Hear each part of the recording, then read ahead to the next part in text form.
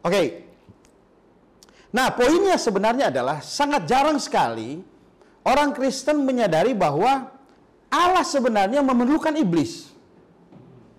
Di dalam hal atau di dalam artian Allah mau memanfaatkannya untuk rencananya. Ya. Iblis merasuki Yudas itu bagi kepentingan Tuhan untuk umat manusia sebenarnya. Jadi apakah Yudas adalah pahlawan?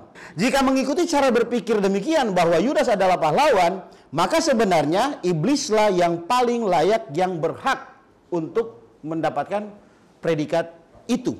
Itu menurut Yohanes pasal 6 ayat 70 sampai 71. Aku sendiri yang telah memilih kamu yang 12 ini. Iya. Namun seorang di antara kamu adalah iblis. Namun seorang di antara kamu adalah iblis. Jadi seorang ini sebenarnya isinya adalah iblis, casingnya Yudas. Jadi kalau Yudas dibilang pahlawan, ya nggak bisa, karena isinya iblis. Harusnya iblis yang bermegah ya untuk menjadi pahlawan. Tetapi mana bisa kok iblis jadi pahlawan? Nah, di dalam posisi ini Yudas bisa saja bertobat. Amin. Dia bisa saja menerima Tuhan dan diselamatkan. Nah, untuk hal ini Yudas pernah diperingatkan oleh Tuhan. Artinya Tuhan Yesus itu sangat mengasihi dia. Amin. Yudas yang dipakai iblis ini berhak mendapatkan pengampunan jika ia bertobat, di dalam arti percaya dan menerima Tuhan Yesus, bukan dengan cara bunuh diri. Nah, bunuh diri ini adalah satu tindakan yang tidak menghargai sang pemberi kehidupan. Setuju? Bunuh diri itu adalah satu tindakan yang alamiah pemikirannya itu adalah raja di dalam diri dia, bukan Tuhan. Artinya di dalam hal ini Yudas nggak memerlukan Tuhan. Ada orang yang bilang kan ia menyesal. Maka kalau dia menyesal, apakah itu berarti dia diselamatkan? Saudara-saudari, sebelum kita menjawab itu, kita harus tahu bahwa bagi Yudas, mungkin Anda belum pernah dengar nih. Bagi Yudas, Yesus tidak lebih dari komoditi yang menguntungkan. Dia ini mewakili kaum beriman palsu ya, yang dipakai iblis dan yang diizinkan Tuhan untuk mengkhianati Tuhan. Yudas menjual Yesus seharga berapa? 30 keping perak.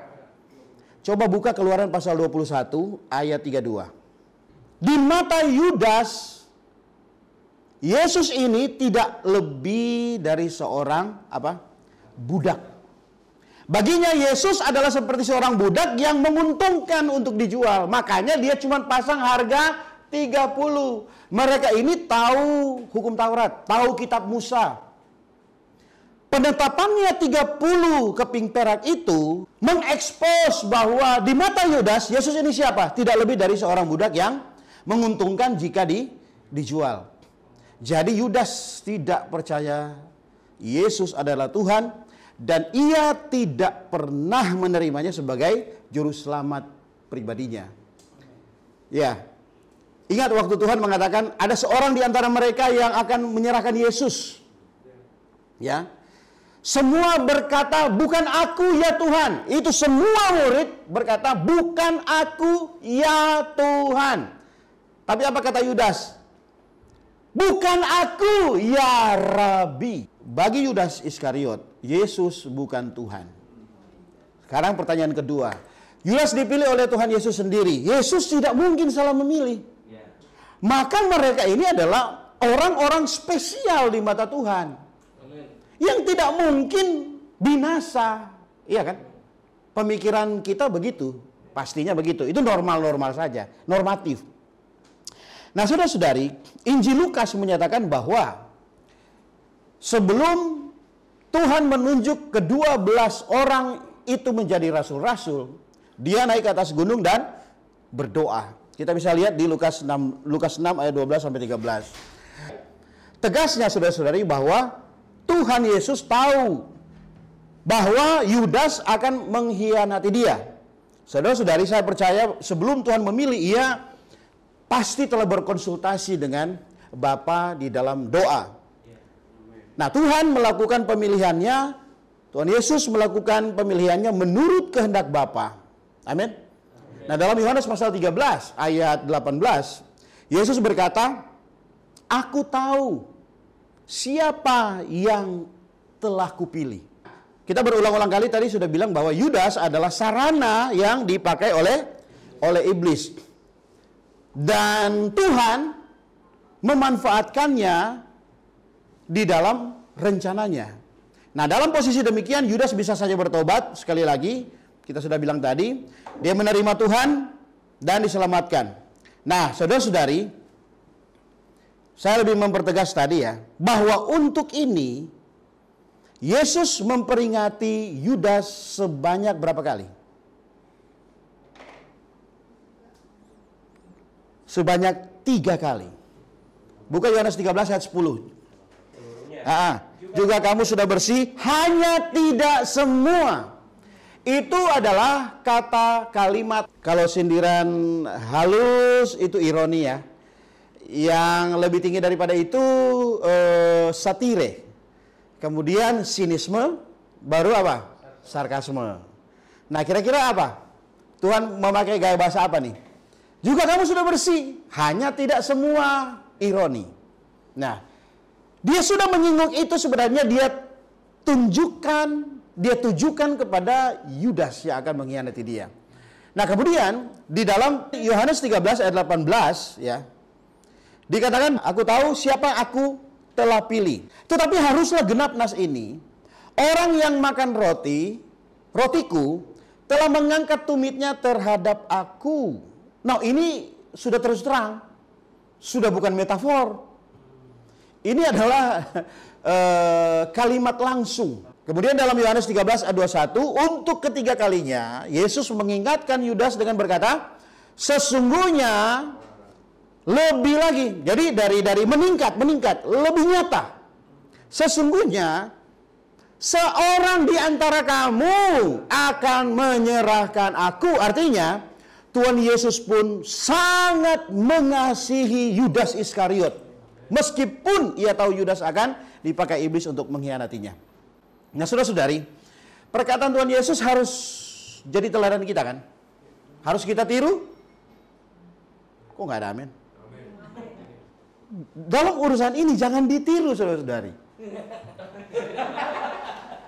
Misalnya saya ya, saudara-saudari, saya tahu ada di antara kalian yang munafik terhadap saya.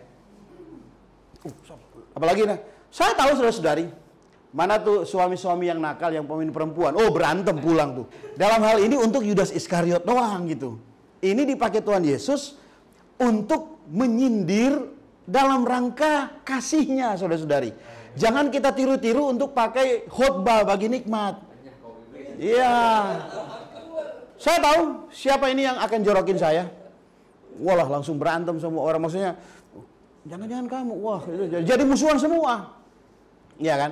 Oke. Sampai di sini mengerti?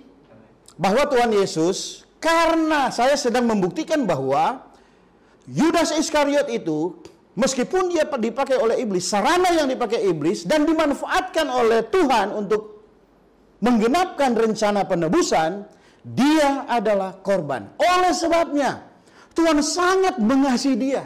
Sampai 3 kali, saudara-saudari. Dia memperingati. Supaya apa? Ya Tuhan Yesus nggak tega gitu loh. Nggak tega orang ini binasa sebenarnya. Itu adalah sign adalah petunjuk bahwa kasih Tuhan. Jadi kan kalau ada teori teologi predestinasi, penakdiran, jadi mereka mengatakan bahwa memang Tuhan sudah menentukan. Memang benar, di satu aspek iya. Tetapi Yesus menyisakan free will juga gitu loh. Jadi kita nggak bisa memegang salah satu. Karena di satu sisi ada penentuan, ada penakdiran, ada predestinasi. Di sisi yang satu, ada kehendak bebas yang bisa saja dia membatalkan atau dia sudah lakukan, tetapi dia bertobat menerima Allah. Amin, saudara-saudari.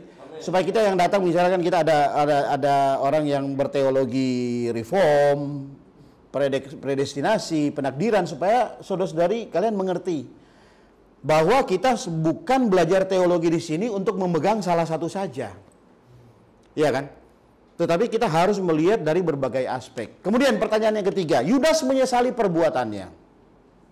Pastilah Yesus mengampuninya. Karena itu Tuhan berdoa kepada Bapa, ampunilah mereka karena mereka tidak tahu apa yang mereka perbuat. Nah, ini adalah pertanyaan yang seru. Kalau orang nggak ngerti, ya iya juga ya. Yudas diselamatkan karena perkataan itu. Nah, mari kita buktikan. Nah, untuk membahas ini saya bacakan ya. Lukas 23 ayat 33 sampai 35. Ketika mereka sampai di tempat yang bernama Tengkorak, mereka menyelipkan Yesus di situ dan juga kedua orang penjahat itu. Yang seorang di sebelah kanannya dan yang lain di sebelah kirinya. Yesus berkata, "Ya Bapa, ampunilah mereka karena mereka tidak tahu apa yang mereka perbuat." Dan mereka membuang undi untuk membagi pakaiannya. Ayat 35. Orang yang berdiri di situ melihat semuanya. Pemimpin-pemimpin mengejek dia, katanya, orang lain ia selamatkan. Biarlah sekarang ia menyelamatkan dirinya sendiri jika ia adalah Mesias, orang yang dipilih Allah. Saudara-saudari, Yudas tidak termasuk di dalam konteks perkataan ini. Sebab di dalam konteksnya, ayat-ayat ini tidak sedang ditujukan untuk semua orang berdosa secara universal. Kalau kita mendengar tadi ayat-ayatnya itu, ini hanya ditujukan Tuhan bagi mereka yang sedang melakukan aktivitas penyalipan. Betul? Ya. Kemudian ada orang bertanya, berarti karena doa Tuhan Yesus itu mereka semua pasti diampuni karena kan Yesus yang berdoa. Tidak mungkin tidak dikabulkan oleh Bapa. Bagaimana kita menjawabnya? Saudara-saudari, Allah itu Tritunggal. Jawaban Bapa itu tidak akan lepas dari rencana penebusan Allah Tritunggal di dalam Putra. Amin. Saudara-saudari, jadi kembali lagi bahwa orang hanya bisa diselamatkan oleh karena penerimaan mereka melalui percaya dan menerima Tuhan Yesus sebagai Tuhan dan Juru Selamat pribadi. Amin. Jadi doa Tuhan Yesus ini lagi-lagi adalah ekspresi kasihnya yang terunggul. Amen. Bagi Yudas tadi yang kita sudah bahas 3 kali. Bagi orang-orang yang menyelipkan dia, ini ekspresi kasihnya. Amin. Saudara-saudari melihat nggak ekspresi kasih Tuhan kepada manusia yang jahat? 3 kali dia peringati Yudas Iskariot. Dia berdoa untuk orang-orang yang sedang aktif ya menyalibkan dia. Ini adalah ekspresi kasih yang terunggul dari Tuhan Yesus. Ia tidak membalas kejahatan dengan kejahatan, melainkan membalas dengan kasih kepada mereka yang ingin membunuhnya. Amin. Tuhan Yesus di dalam doanya kepada Bapa berharap bahwa suatu ketika mereka yang menyalibkan dia, suatu ketika boleh menerima dia dan beroleh pengampunan dan diselamatkan. Suatu ketika Tuhan berharap bahwa mereka nampak siapa yang mereka salibkan dan untuk apa dia naik ke atas salib, supaya mereka menerima dan diselamatkan. Itu sudah formula yang sudah hukum yang ditetapkan Allah. Jadi Anda tidak bisa memakai doa Tuhan Yesus ini diterapkan secara universal. Kalau demikian, percuma Yesus disalib. Penebusan Allah di dalam Putra itu menjadi nggak berguna dan sia-sia. Nah, sekali lagi saudara-saudari, tidak pernah ada orang diselamatkan tanpa menerima Tuhan Yesus sebagai Tuhan dan Juru Selamat pribadinya. Sampai di sini lengkap? Mulai ada terang, saudara-saudari? Sekarang, Yudas mengikuti perjamuan kudus. Yang artinya, Yudas berbagian di dalam berkat perjanjian baru. Benarkah demikian? Coba ini dibagikan. Nah, saudara-saudari, memang kita harus maklum bahwa kebanyakan orang Kristen memang susah untuk mempelajari ini. Kenapa? Karena memang di antara Matius, Markus semuanya menulis mengenai peristiwa ini, semuanya menulis. Matius, Markus, Lukas, Yohanes semua menulis mengenai perjamuan malam terakhir dan perjamuan malam Tuhan. Nah, ini saudara-saudari, kita harus tahu ya, memahami dulu bahwa perjamuan malam terakhir bicara mengenai Paskah terakhir. Disebut terakhir karena ini merujuk kepada Paskah. Oke? Perjamuan malam Tuhan atau the Lord's Table Meeting itu adalah mengacu kepada itu SPR, sidang pemecahan roti. Nah, saudara-saudari, Anda mungkin sudah familiar ya sama gambar ini. Ini gambar apa? Perjamuan. Ini gambar apa? Sama. Ini ada berapa orang? Murid Tuhannya ada berapa orang?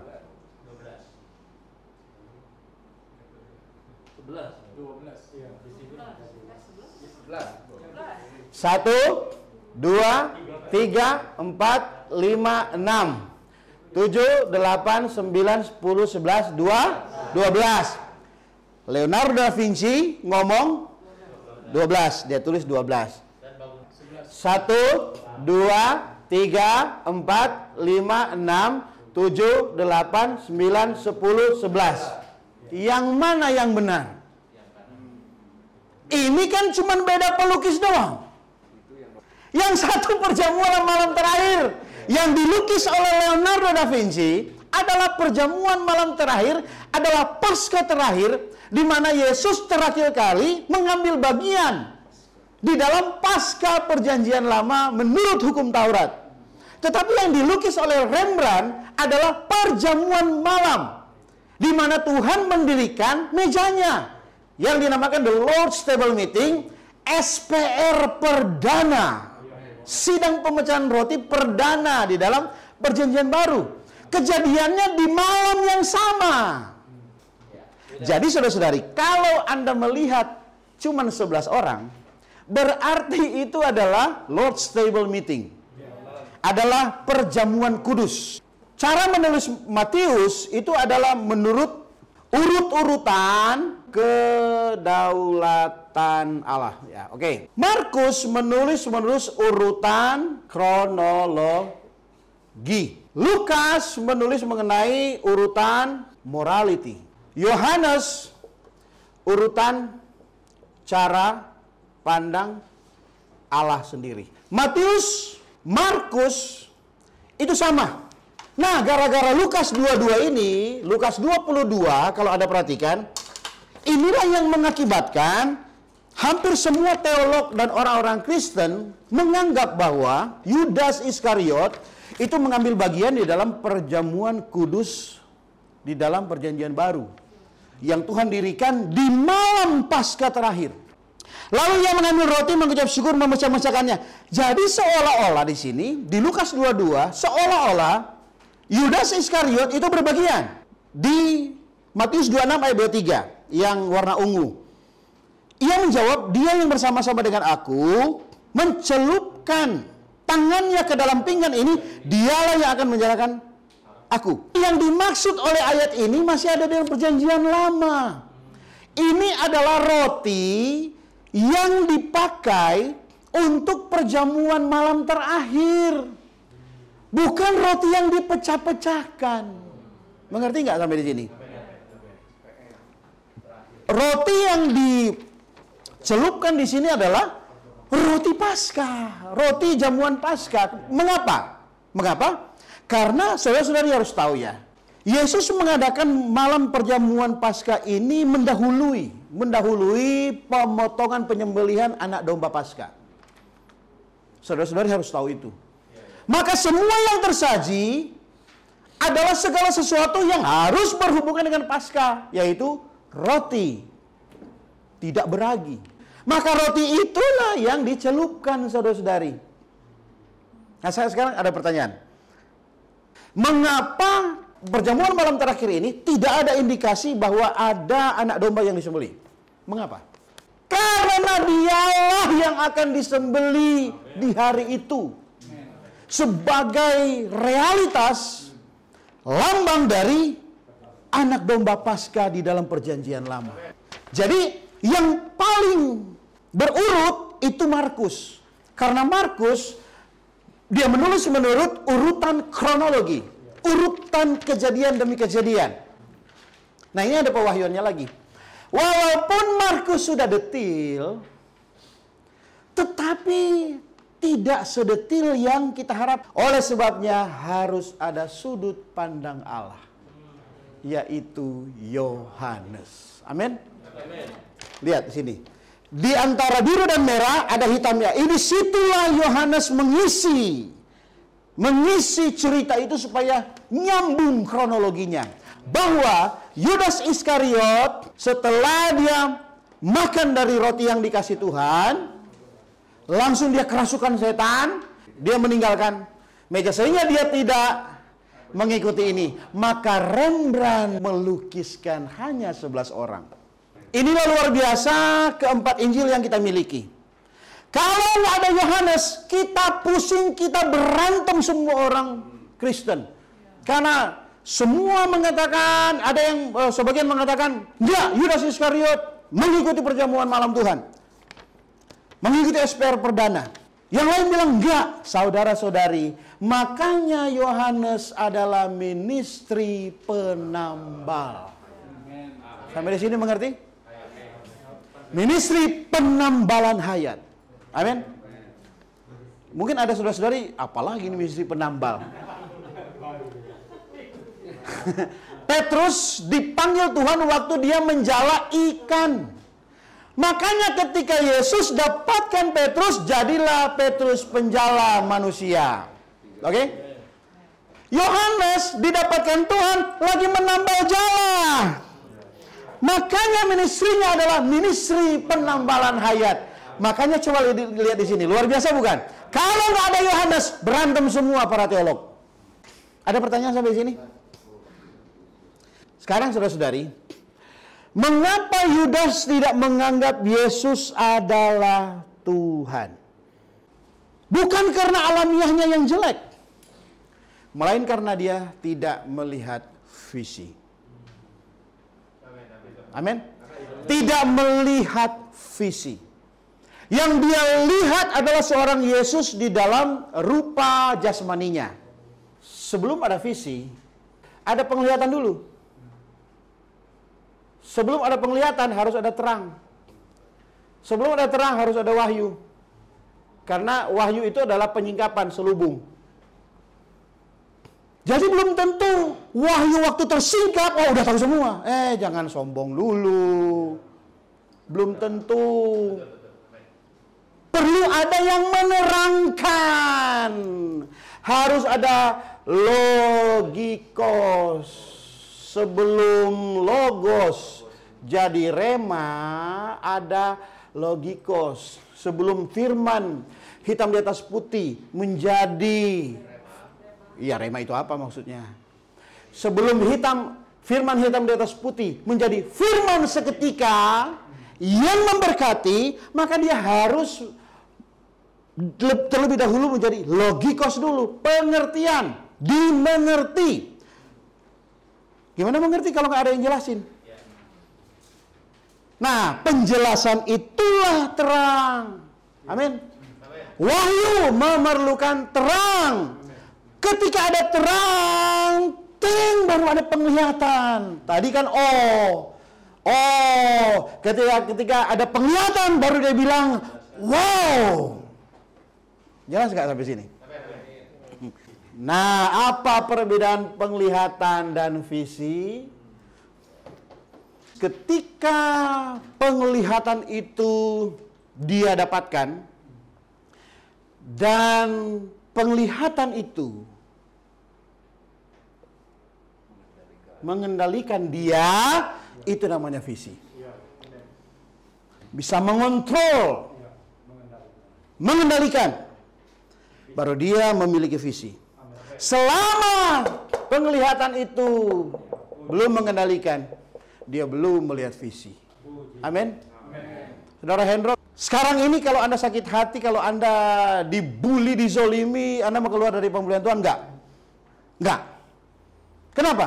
Ya enggak aja. Amin. Berarti Anda sudah melihat visi. Karena sudah mengendalikan. Ya Raja Agripa, terhadap penglihatan yang dari surga itu, tidak pernah aku tidak taat. That is the vision. Bukan penglihatan lagi, saudara-saudari. Tidak pernah aku tidak taat. Artinya dia dikendalikan oleh satu tujuan. Ya. Galatia pasal 5 ayat 16 dan 26. 5 ayat 16 itu adalah peripateo. Ayat 26 adalah stoikeo. Apa perbedaan berjalan, walk in the spirit, antara peripateo dan stoikeo? Nah, semua orang berjalan kan dengan gaya masing-masing. Nah, ini peripateo. Semua, kalau Natalis, semua peripateo. Tetapi kalau kita berjalan di dalam roh, stoikeo, itu ada aturan mainnya. Aturan paskibraka. Oh, nak boleh gayanya lain. Oleh sebab itu, menyeberang sungai Yordan, keempat pembawa tabut itu adalah stoikeo.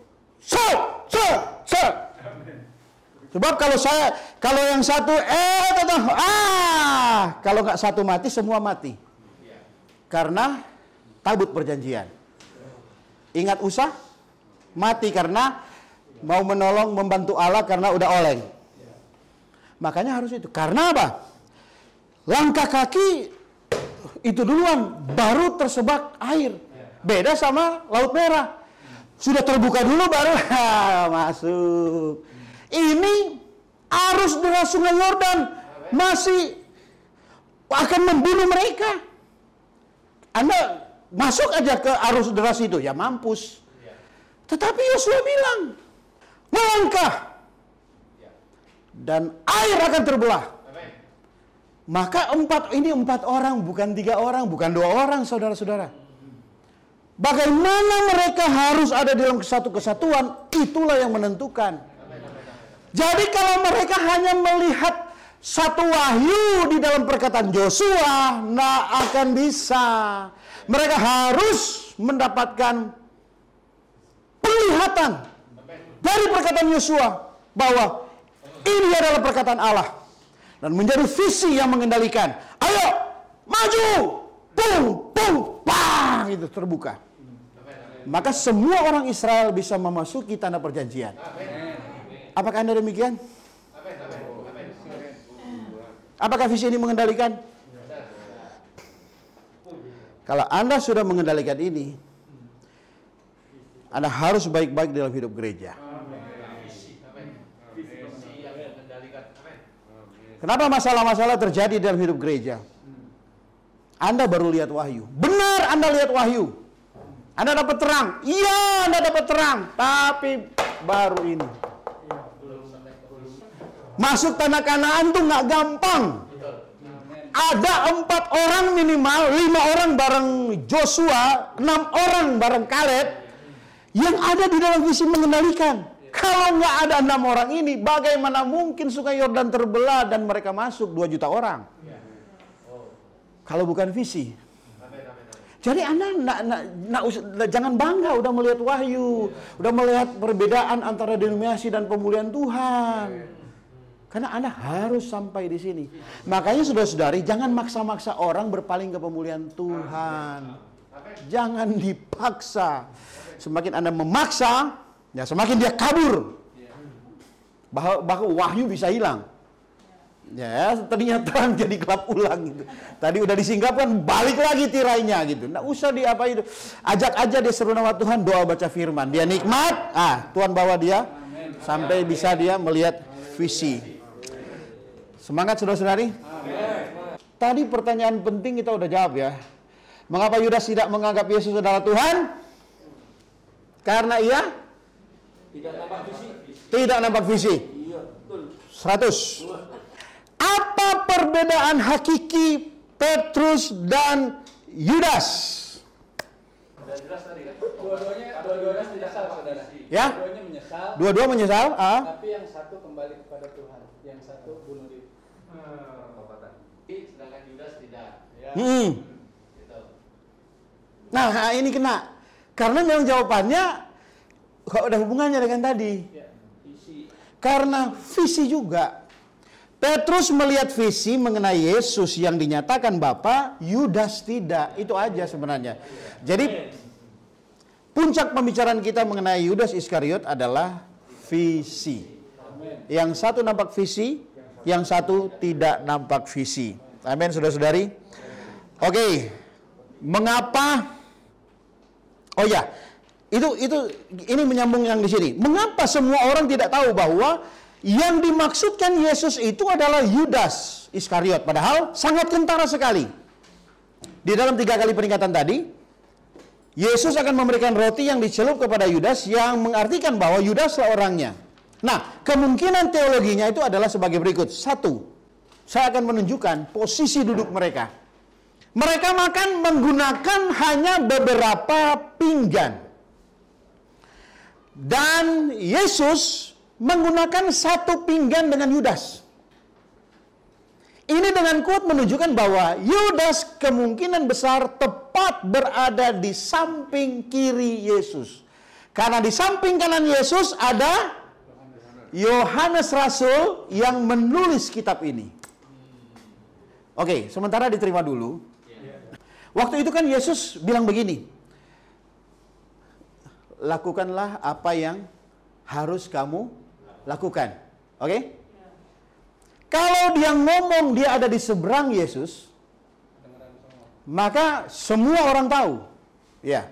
Karena peristiwa itu tepat setelah Yesus bilang, orang yang mencelupkan bersama dengan aku di dampingan ini, dialah yang akan menyerahkan aku.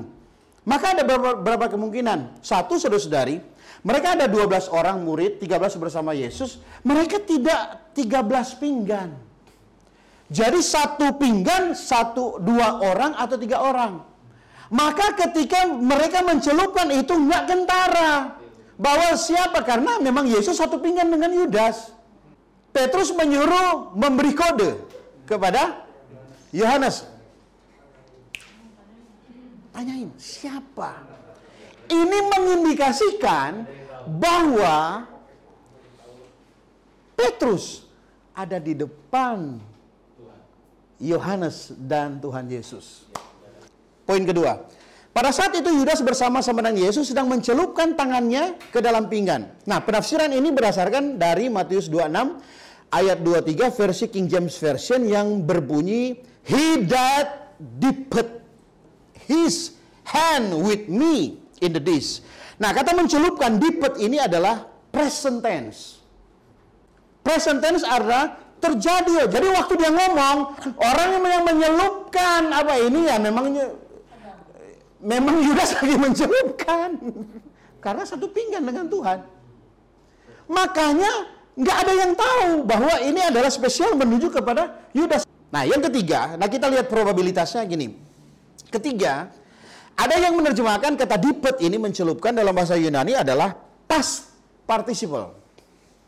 Menjadi the one that having dipped atau the one who has been dipping. Yaitu orang yang selama ini mencelupkan. Jadi sudah terjadi, sudah berlangsung. Kalau tadi pas Tuhan Yesus ngomong, pas di saat itu Yudas Iskariot membaptis. Mencelupkan. Ya karena memang membaptis, nama baptiso, mencelupkan baptiso, menenggelamkan roti di dalam air dalam pinggan namanya baptiso. Makanya sebenarnya bahasa mencelupkan itu adalah embapto. Kalau baptisan kan adalah baptiso. Benar, ini ada nyambungnya juga. Oke. Tadi kritik timeline. Kritik timeline itu ini. Kritik waktu. Sekarang kita sedang membicarakan grammatical criticism. Tadi pas ngomong, pas melakukan. Jadi nggak kentara kan? Yang ketiga ini adalah yang selama ini telah mencelupkan past participle. Jadi dia sudah selama mencelupkan baru Tuhan ngomong. Iya kan? Jadi makanya tidak ada kecurigaan. Nah ini berarti Yesus bukan memaksudkan orang yang sedang mencelupkan tangannya, tetapi orang yang telah mencelupkan tangannya ke dalam pinggan bersama-sama dengan dia. Yang kita maksudkan di sini adalah satu. Yang dimaksudkan di sini yang terutama adalah roti itu adalah roti Paskah. Makanya ada pencelupan di dalam pinggan itu dalam menunjukkan bahwa itu adalah roti Paskah. Dan apa yang kita bicarakan ini sebenarnya adalah menunjukkan posisi-posisi mereka. Oke? Makanya saudara-saudari, kita lihat ya. Ada satu hal. Sebenarnya coba baca Yohanes 13 ayat 29. Siapa yang lebih dulu dapat cepat baca. Ada yang menyangka bahwa Yesus menyuruh dia membeli apa-apa Ya. yang perlu untuk perayaan itu, atau memberi apa-apa Kepada orang miskin. Waktu Yudas mengambil roti dan mencelupkan di dalam pinggan waktu dia makan, dan setelah dia keluar, Yohanes Rasul di dalam Yohanes 13 ayat 29 ngomong seperti itu. Artinya apa? Bukan, ada yang tahu nggak ini artinya apa? Artinya Yohanes yang mengetahui. Coba lihat, baca lagi. Yudas memegang tas. Nah, Ada yang menyangka ada yang menyangka bahwa karena dia bendahara, maka Yesus suruh dia untuk pergi. Dikiranya mereka, apa yang akan dilakukan adalah masih ada hubungan dengan Paskah. Masih ada hubungan dengan orang miskin karena dia adalah bendahara. Yohanes menuliskan ini menyatakan bahwa Yohanes tahu siapa orangnya. Amin, saudara-saudari. Artinya, saudara-saudari, bahwa Yohanes tidak mau sok tahu dan tidak mau sembarangan menginformasikan sesuatu yang menghambat apa yang seharusnya terjadi. Nah, saudara-saudari, dalam pekerjaan ilahi, di dalam hidup gereja, semua harus terlaksana dengan cara ilahi dan rohani. Bukan dalam cara alamiah yang mencari perhatian karena merasa lebih daripada orang lain. Setuju? Ini makna rohaninya. Karena sesungguhnya Yohanes Rasul tahu siapa orangnya. Tetapi dia tidak mau membuat blunder untuk cari muka. Karena mau cari muka gimana? Dia udah dekat dengan Tuhan Yesus. Dan dia yang ngomong sendiri bahwa aku adalah murid yang paling dikasihi oleh Tuhan. Dia mau cari apa lagi? Makanya dia membiarkan segala sesuatu yang sudah ditentukan Allah terjadi dengan sendirinya. Dia tidak mau menghalangi, apalagi cari muka, mengambil bagian di dalam peristiwa supaya dianggap orang tahu. Itu namanya sok tahu. Bukankah saudara-saudari kita dalam hidup gereja begitu? Di dalam perjamuan malam ini banyak sekali pelajaran yang harus kita tarik. Pertama adalah Yudas Iskariot. Kedua adalah Yohanes Pembaptis. Yohanes Pembaptis lagi. Yohanes Rasul. Terakhir, saudara-saudari, betapa munafiknya Yudas. Betapa munafiknya Yudas.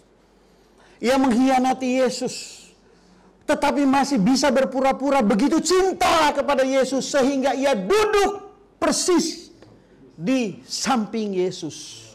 Oh Tuhan. Sudah tentu Yesus memiliki kedekatan dengan Yudas dalam hubungan pelayanan. Hubungan kerja, hubungan pelayanan. Sehingga para murid tidak mencurigai Yudas. Dan Yudas memanfaatkan situasi pelayanan itu untuk kepentingan pribadinya. Mumpung orang-orang gak curiga. Makanya Yesus ngomong. Bukan didengar orang semua. Das, Yud, lakukan apa yang kamu mau lakukan. Pasti berbisik. Makanya yang cuman tahu ada yang di sebelah Tuhan Yesus karena dekat. Nah, orang ini selalu mendekatkan mukanya tuh di dada Yesus. Jadi Yesus berbisik, Yohanes mendengar. Makanya menurut ayat tadi, Yohanes Rasul dia tahu Yudas pengkhianatnya. Tetapi dia nggak memblow up. Ya. Semoga kita melihat semua teladan-teladan ini ya. Ya. Kedua, sekarang kita melihat Yesus. Betapa besar kasih Yesus kepada Yudas Iskariot.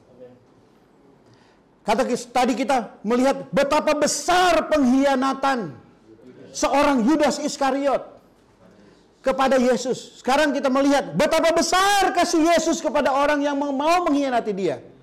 Ya. Yesus tahu Yudas mengkhianatinya, tetapi ia tetap mau duduk persis di sebelah Yudas. Di mana yang dekat dengan dia di dalam hatinya ada hati yang begitu busuk, ya, yang dipenuhi dengan rencana jahat.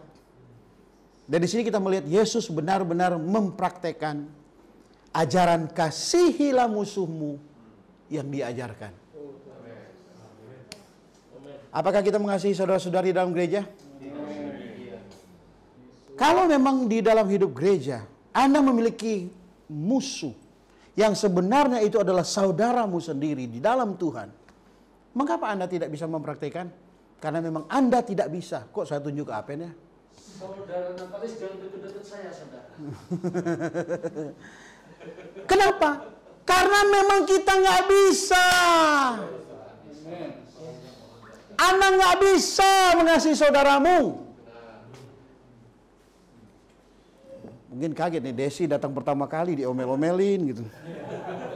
Nggak, itu cuma intonasi doang. Kita mah relax, santai-santai aja. Artinya Des, kita seru-seruan aja gitu. Buat suasana seru.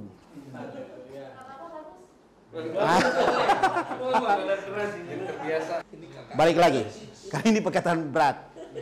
Apakah kamu bisa mengasihi saudaramu dalam gereja? Iya, lu bohong. Anda pembual besar. Kenapa? Karena Anda tidak bisa, Saudara Swendra. Nggak bisa. Hanya Kristus yang bisa. Dan Kristus ini sudah ada di dalam kita. Sekarang kita mau memperhidupkan mana? Memperhidupkan Yudas kita atau Kristus yang ada di dalam kita? Saudari, Anda dan saya nggak lebih dari Yudas. Sering kok kita jual Yesus dalam rangka 1 gram emas ya. Bukan Desi ya. Ahok pemain emas juga. Ya, kita semua ini sebenarnya itu nggak ya. Kita kan adalah Petrus, ya kan? Orang-orang yang menyangkal Tuhan. Nah, kita juga adalah Yudas sebenarnya. Adalah orang yang sering menjual Tuhan. Semoga saya dan Anda dicelikkan mata rohaninya malam hari ini. Saudara-saudara juga yang masih mengambil bagian ya di dalam perpecahan denominasi hari ini. Mungkin ini kita doa dulu. Kita tundukkan kepala kita doa.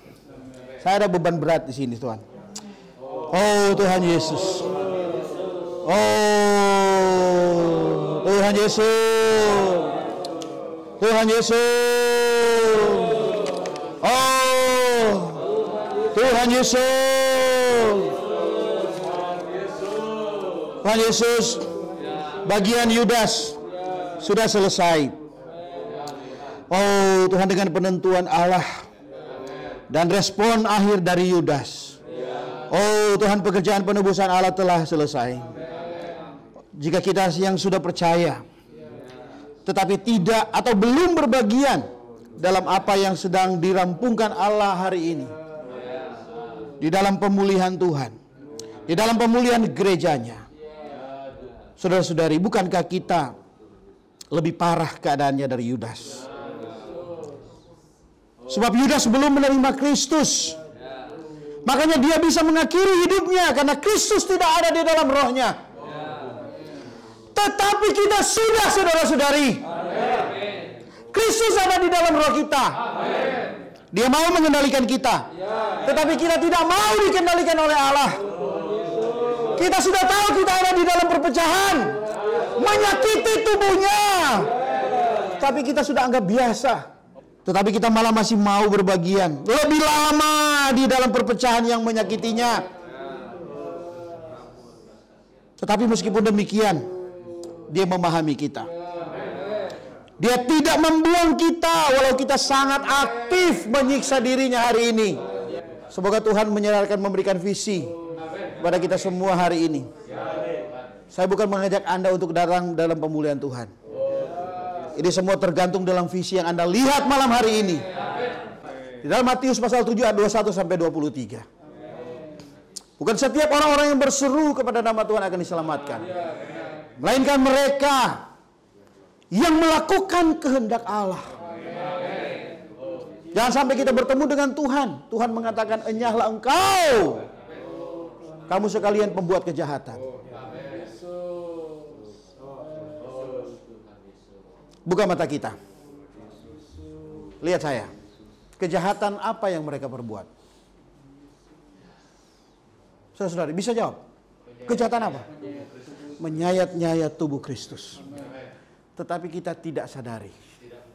Tidak menyadarinya. Yudas ya mengkhianati Yesus. Tetapi Yesus masih mengasihi dia. Ini adalah gereja lokal. Orang bilang pemulihan Tuhan. Kenapa pemulihan Tuhan? Allah memulihkan gerejanya. Sebelum Tuhan datang kembali, dia sedang memulihkan gerejanya. Bagi kedatangannya. Malu bagi Tuhan. Suatu yang memalukan bagi Tuhan. Jika kedatangannya nanti, tubuh Kristus masih tercerai-berai.